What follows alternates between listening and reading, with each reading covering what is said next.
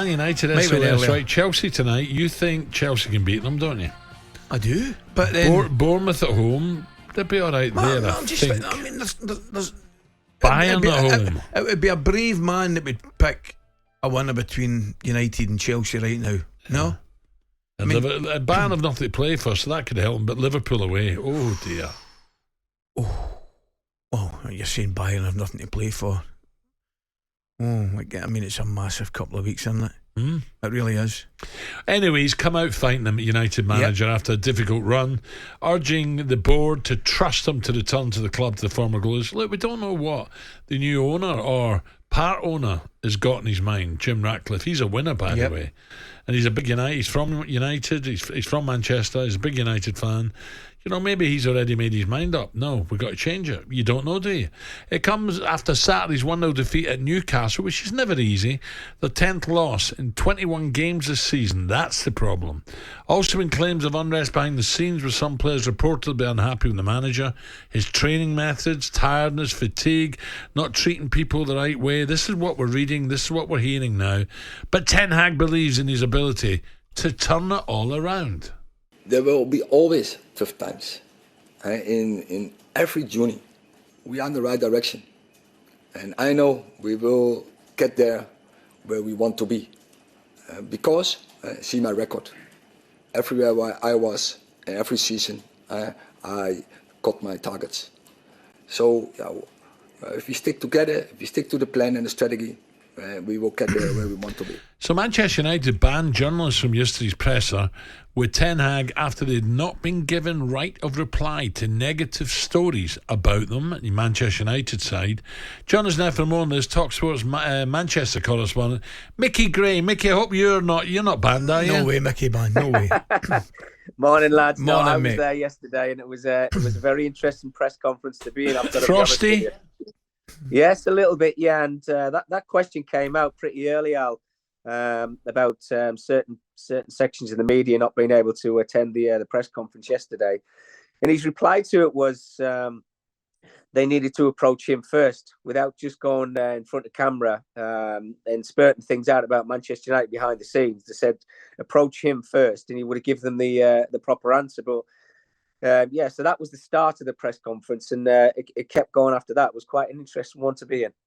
Micky, looking at the game tonight, United have got to get some sort of reaction after that performance at the weekend. You've got to balance it. Newcastle, different class. They're flying at the moment. Thoroughly deserved the victory. Should have been more. But Micky, I need to be honest with you, mate. I was stunned at the level of some of the performances United players put in. Yeah, you're completely right, Kirsty, and I think it's been pretty much like that throughout the whole of the season. Their star players have not been performing, and I think that's why everybody seems to be asking these questions of what's going on at Manchester United, because it's one step forward and two steps back. If you think about last season, they were pretty good. Third in the Premier League, Carabao Cup winners, FA Cup final, and everybody expected Man United to kick on this season. But I think you look at the recruitment, have the players improved Manchester United this season? I don't think we've seen that quite yet. Probably the only one who I think has is Rasmus Højlund, but he's been struggling to get goals in the Premier League, albeit he's got them in the Champions League. Yeah. But that performance was just unacceptable against Newcastle, and I think everybody's still waiting to see Man United play against one of the top sides and actually put in a 90-minute performance. Well, Chelsea, Micky, as we know, are improving. So I'm not saying United are not going to beat them tonight, but if they don't, then it gets the Bournemouth game at home gets tougher, Bayern even more tougher, and then they go to Anfield. So I just feel he needs. I don't care if they win 1-0, hit someone's backside, goes in. They need 3 points tonight. Yeah, well, I was just listening to the air, Al, and you said about Jim Ratcliffe walking through the door. Well, I think he takes charge on Monday. And if performances and results don't improve over the next couple of weeks, then you just wonder what he's actually thinking, because there's been a lot of talk about him changing the recruitment staff behind the scenes. We all know when owners walk through the door, they sometimes want to change the manager. I'm not saying they're going to do that with Erik ten Hag, but if they don't find themselves in, let's say, the top 6 or the top 7, by the time that happens, then he could have a serious problem on his hands. And, you know, we'll all be pointing the finger at the manager, as we always do, but I think some of those players have got to have a real stern look at themselves, because that performance against Newcastle United at the weekend was just absolutely miles away from where they need to be. And the question I asked Erik ten Hag in that press conference was, you've had a busy week and you had a good performance against Galatasaray, albeit you didn't win the game.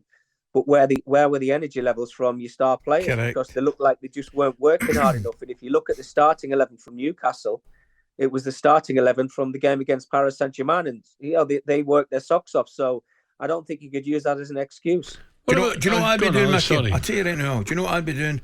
I mean, you're right regarding the players. We need to take a look at, and they definitely need to take a look at themselves. Whether you've had Van Gaal, Mourinho, Ole Gunnar Solskjaer, Ten Hag, there's a train of thought that all of them can't be getting it wrong all the time. What's the first thing I'd do if I was a Man United player? I'd let him watch about 20 minutes of that game last night and just tell me, look at the Luton players, right? Now, if you're telling me that Luton, with the greatest respect to that team, have got the same quality and skill factor as Manchester United, I don't think they have, right?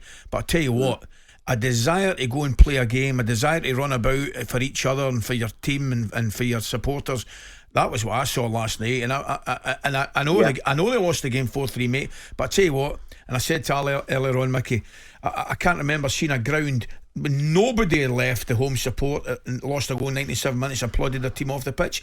And that should be a prerequisite for Manchester United fans, seeing their team run about like that.